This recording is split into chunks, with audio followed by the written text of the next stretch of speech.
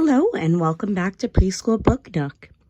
Today we are reading a new book that I've never read before. Today we are reading Cece Loves Science. Let's get started.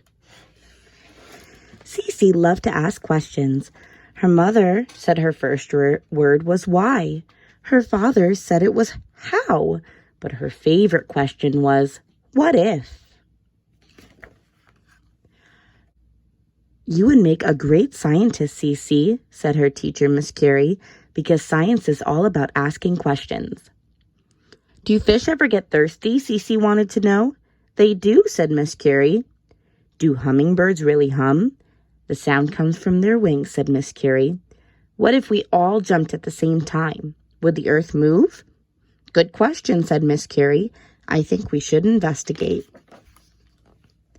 Miss Curie told Cece and her friends about famous scientists from history, such as Caroline Herschel, Thomas Edison, George Washington Carver, and Jane Goodall.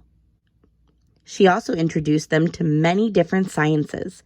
Geology is the study of the earth, biology is the study of living things, entomology is the study of insects.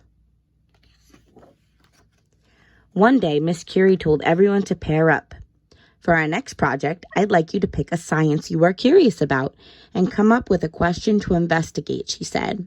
Cece and her best friend Isaac were a team. They both love zoology, which is the study of animals. Now they just needed to think of an interesting question. First, they brainstormed a bunch of ideas. Science is all about possibilities. Is a bear ticklish? Cece asked. Do we really want to find out? Said Isaac. Do pigs know when they are smelly? Cece asked. Only a pig can answer that, Isaac said.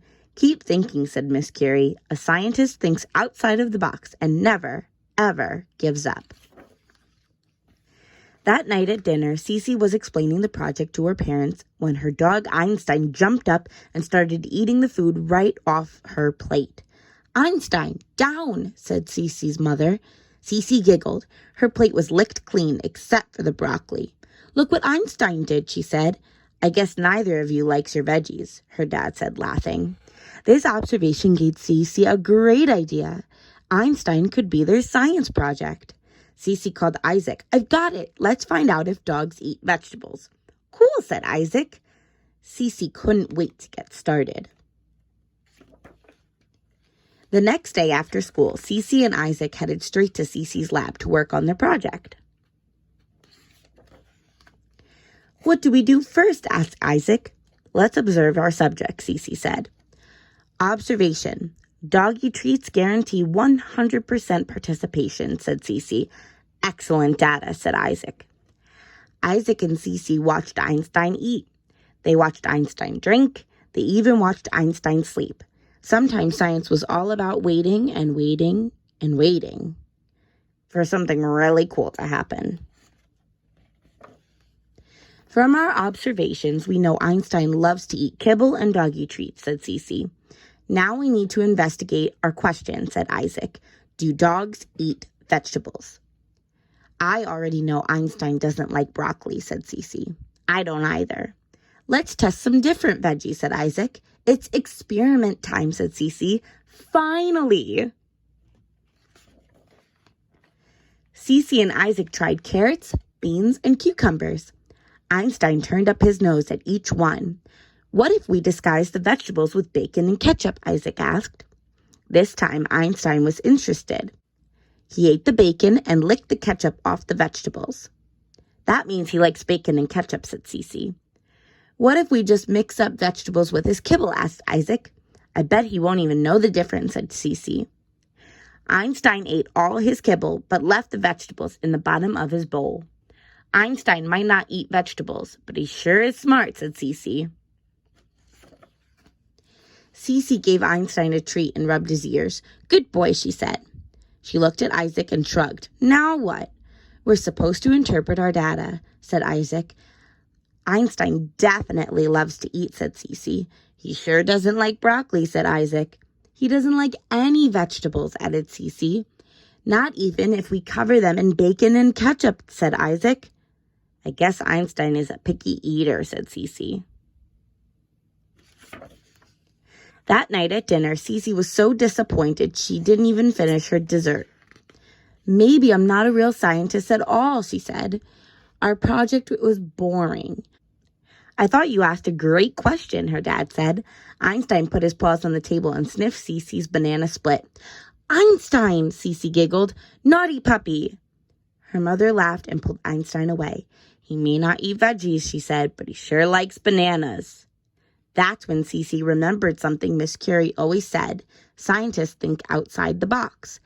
"What if we create a secret recipe using bananas?" she asked.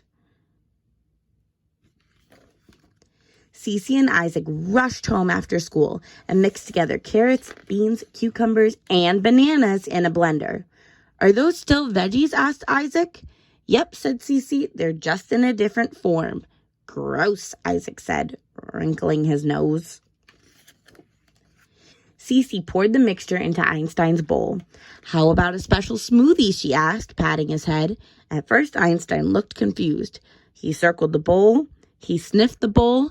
Then he got down on his belly and wagged his tail. Then he slurped down the entire thing. "Look, he loves it," said Isaac. In science, not all results are totally predictable.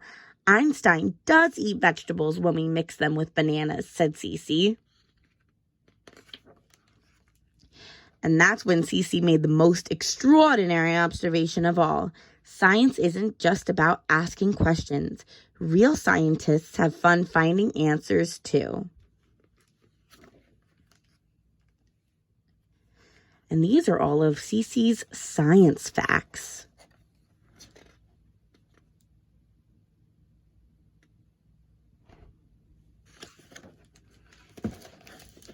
The end. Thank you for reading with me. That was a really fun book.